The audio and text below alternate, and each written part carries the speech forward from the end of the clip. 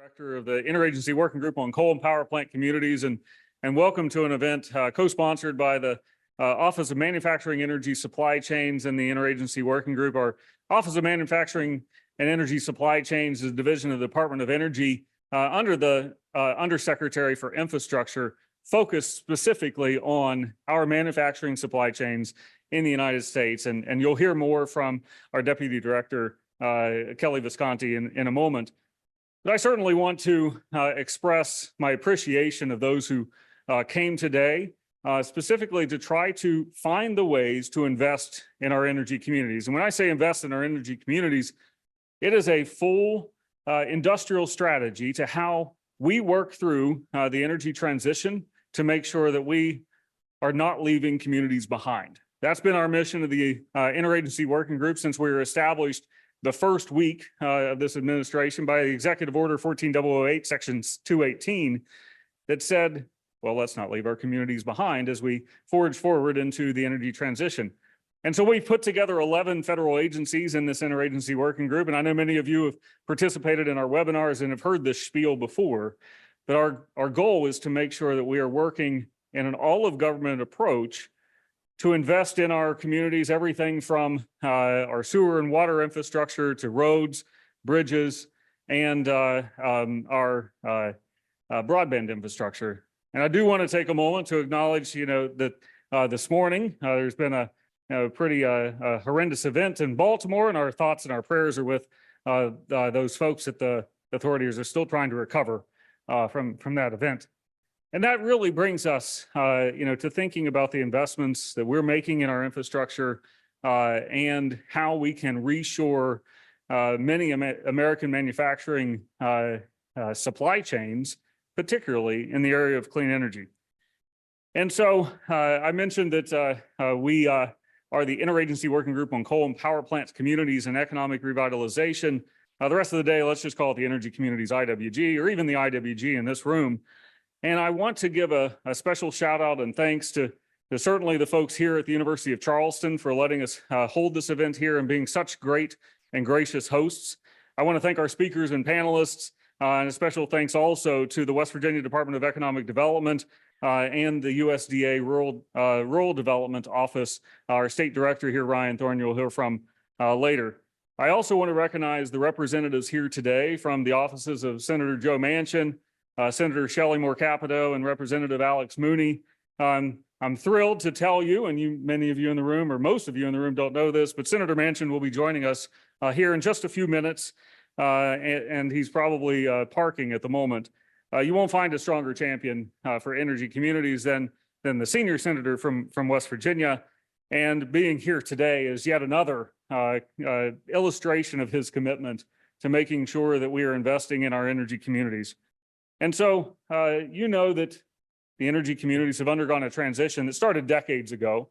Many of you, if not most of you, are from this great state of West Virginia and have seen the impacts of declining coal usage in the past decades and can foresee what the future looks like as we continue to decrease our reliance on coal for our power production and our manufacturing sectors. So herein lies the rub. How do we make sure that those communities are not left behind? And the key is to not only invest in the clean energy that we so need to deploy across the United States, but to make sure that every opportunity to invest in the supply chains and those clean energy opportunities are done in a way that are investing in our communities. And so in the Department of Energy, where I do reside in my day job, you might say, has committed to something called a community benefits plan in each and every one of our funding opportunities, as well as the tax credits in which we implement throughout the Department of Energy. And these community benefits plans are not just pieces of paper.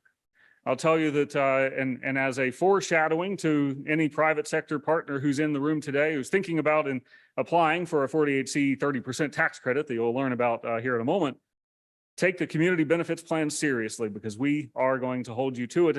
And when you engage in the community first as a private sector partner, and you identify the opportunities to locate and retrain displaced workers, when you identify the opportunities where you can partner with the local community and identify what the community needs are.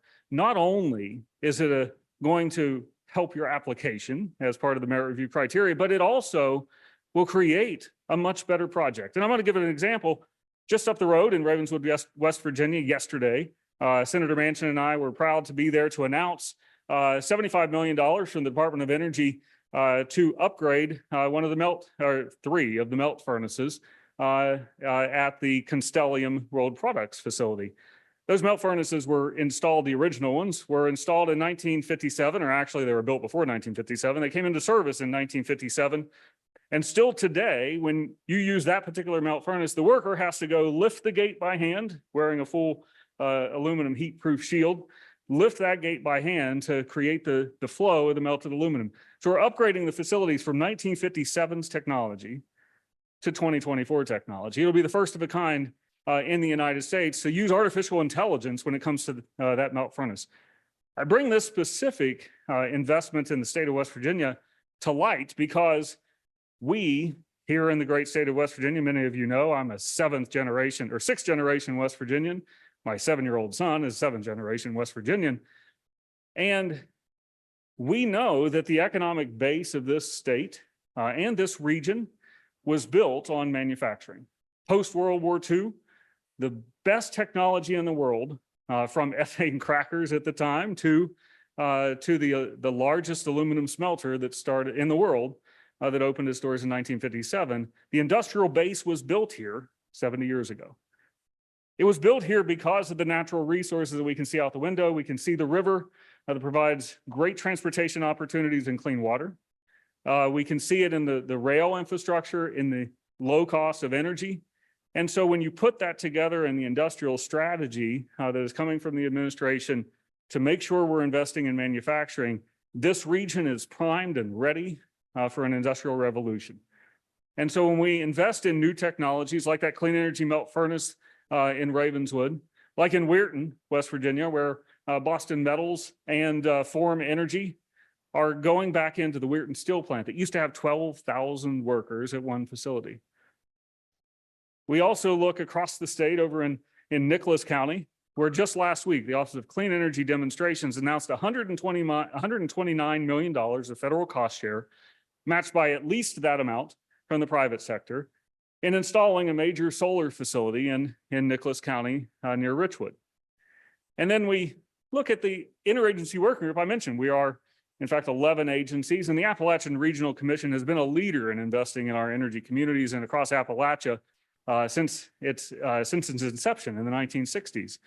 And the Appalachian Regional Commission is making investments in both the capacity building to make sure that communities have the wherewithal and the ability to apply for these federal opportunities. And just as a side note, if you go to energycommunities.gov, you can find our clearinghouse where there's $575 billion of opportunity for energy communities at our clearinghouse across our 11 agencies. But the Appalachian Regional Commission is making sure that communities have the capacity to go apply for these grants, as well as, last year, investing $4.2 million into Williamson, West Virginia, in its sewer and water system.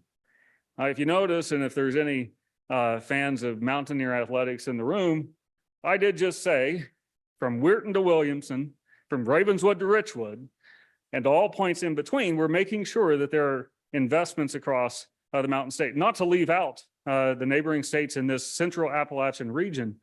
There are investments going into Kentucky, into Ohio, into Pennsylvania, and this 4-state region in Central Appalachia is really a key focus of our investments.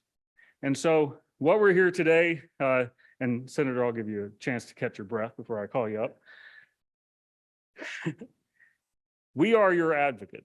The Energy Communities IWG, we are your conduit to an all-of-government approach to make sure that projects in energy communities that might have connection to the U.S. Department of Agriculture Rural Development Team, who is a great leader in this state, and again, I'll have Ryan come up later, to the Department of Transportation, to Department of Commerce, to Economic Development Authority, to make sure that we are deploying the broadband in partnership with the West Virginia Broadband Office and all of our state broadband offices to make sure that the broadband gets deployed to every every citizen and every industrial site to make sure that our sewer and water infrastructure is upgraded. And then we also have, as part of our partner agencies, Health and Human Services, Department of Education, and Department of Labor.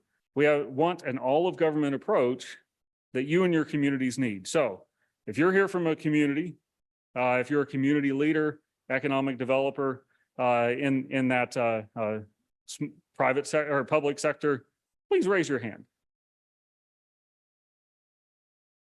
You see a smattering there. If you're from the private sector here today to learn about the tax credits, if you're from the private sector, please raise your hand. And please take a note. And if you're in one of those and are here to try to make a connection across those boundaries from the private sector to the public sector, raise your hand. That should include both of those groups. Now take note, your name tags have some color code on them.